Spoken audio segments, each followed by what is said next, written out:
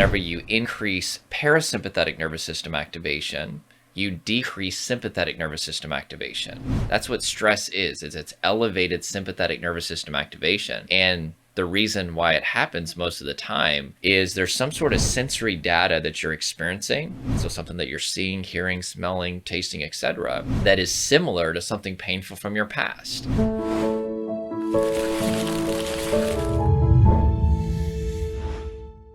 What is up? Welcome to this video. So we're going to be talking about a simple and fun relaxation exercise for kids. So I have kids and I'm always trying to help them in whatever way that I can. And one thing that I found is it can be very stressful for kids.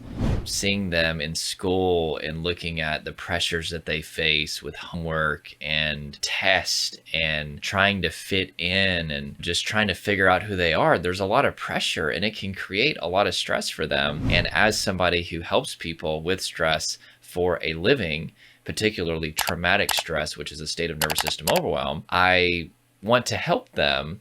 A lot of what I teach is just a little bit over their head. And I'm always trying to figure out a way to translate it into a way that they can understand. And I found a way to teach them a technique that actually is very powerful and is the same thing that I teach to my clients that come to me who need help healing trauma. And it's something that I do all throughout the day. And I want to teach you how to do it so you can teach your kids. Now, I want to explain why this technique is powerful. So there's a principle that when you increase relaxation in the body, you decrease stress. If we want to go kind of more technical, whenever you increase parasympathetic nervous system activation, you decrease sympathetic nervous system activation. That's what stress is it's elevated sympathetic nervous system activation. And the reason why it happens most of the time is there's some sort of sensory data that you're experiencing, so something that you're seeing, hearing, smelling, tasting, etc., that is similar to something painful from your past. And your brain thinks that there's a threat in the present and your body starts to go into fight or flight response. And then there's an elevation of sympathetic nervous system activation. You could see it as like a gas pedal going down. And whenever you calm the body,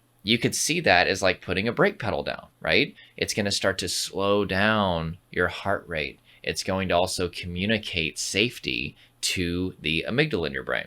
So with that being said, what you can tell your kids is, hey, whenever you're feeling just stressed out, if you're feeling nervous, here's something that you can do, a technique that you can do. We're going to call it the jelly technique. And you can actually have them name it whatever they want to if they don't like the jelly technique, and that'll make them more likely to want to do it if they can come up with a name. But let's say they like the jelly technique, that's fine. What I want you to do the next time that you're nervous or the next time that you're just feeling stressed is I want you to let your whole body become like squishy jelly, right? Let all your muscles become squishy and loose. And another way you could describe it to them is you could let like a tidal wave of water go from the top of their head to the bottom of their feet, right? So they're going to let the wave go to their face and then just start to let their face go squishy, and then their neck go squishy, their shoulders, and then just all the way down to their feet. And that's it. And I think my stepdaughter said something at first. She's like, why can't I call it the mermaid technique? And I was like, I don't care what you call it. As long as you do it, that's fine. And then she's like, no, I think I like the jelly technique. And whenever I tried to tell her the name that I teach it as, which is the limp noodle, right? Letting your body go limp like a noodle. She was like, that sounds weird. I don't like that. And I was like, okay, well, what do you want to call it? She's like, what about the mermaid technique or the jelly technique? Listen, let them name it whatever they need to name it. What's going to start happening is whenever they're feeling nervous, you can say, hey, just do the mermaid technique or do the jelly technique. And if the name can be descriptive of what is actually happening, that's better. So maybe you can kind of direct them like, hey, let's do the noodle technique or the limp noodle or the jelly technique or just something, or maybe the sand technique where you let your body become like, sand and become really heavy. Just something that describes what they're physiologically doing. I think that's really important. But anyway, you're literally just letting a wave of relaxation go from the top of your head to the bottom of your feet. You're letting each muscle group just start to relax. You do it in about 2 to 3 seconds.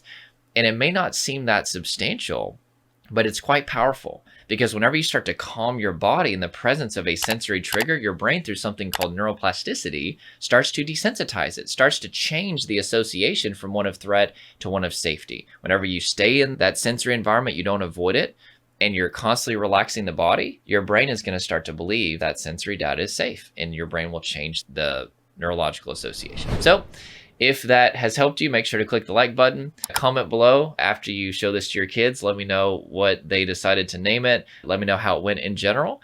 And also make sure to subscribe if you want some more tips like this, if you need help healing from trauma, things like that. And also, if you are struggling yourself with things like trauma, anxiety, panic attacks, depersonalization, realization, I would be honored to consider working with you. There is an application below and you can apply, and we'll see if we can help. Have a good day.